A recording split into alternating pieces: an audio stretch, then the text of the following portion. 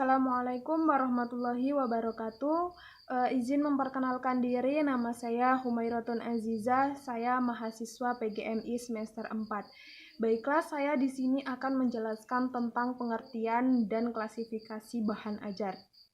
Bahan ajar dapat diartikan sebagai sesuatu yang berisi informasi dan pengetahuan yang dapat dipelajari oleh peserta didik untuk memperoleh pengetahuan dan keterampilan yang diperlukan.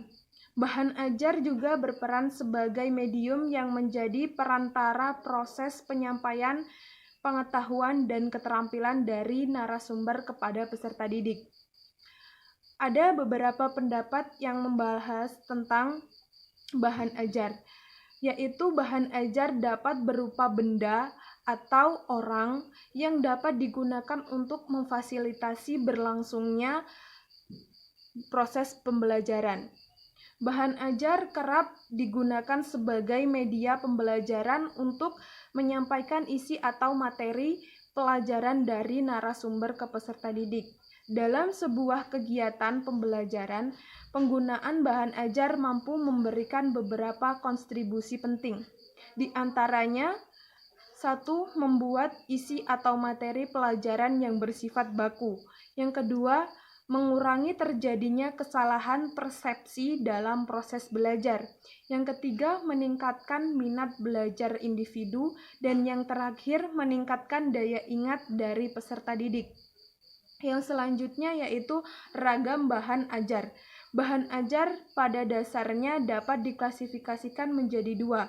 Yang pertama itu bahan ajar cetak, dan yang kedua bahan ajar non-cetak.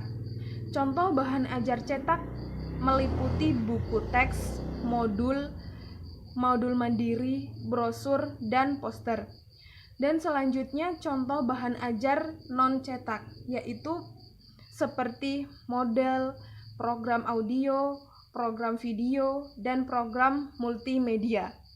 Ini adalah salah satu contoh bahan ajar cetak yang berisi informasi atau pengetahuan berupa teks, sehingga peserta didik bisa mencari informasi tentang pembelajaran atau mata pelajaran. Selain itu, di sini juga ada bahan ajar non-cetak. Contohnya itu laptop. Dari laptop kita bisa mengakses program video, audio, dan multimedia. Multimedia itu seperti web, internet, atau jaringan. Dan yang selanjutnya bahan ajar cetak berisi informasi atau materi pembelajaran atau sumber referensi peserta didik. Yang selanjutnya bahan ajar audio digunakan saat melakukan proses pembelajaran mengenai pembelajaran bahasa seperti pelafalan kata, pelafalan kalimat, atau yang lainnya. Dan yang selanjutnya adalah bahan ajar video digunakan dalam menjelaskan konsep yang berkaitan dengan gerak atau proses.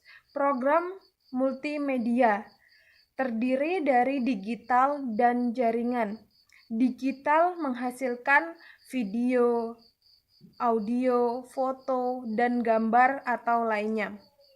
Sedangkan jaringan menghasilkan internet atau web. Yang selanjutnya itu ada indikator bahan ajar efektif.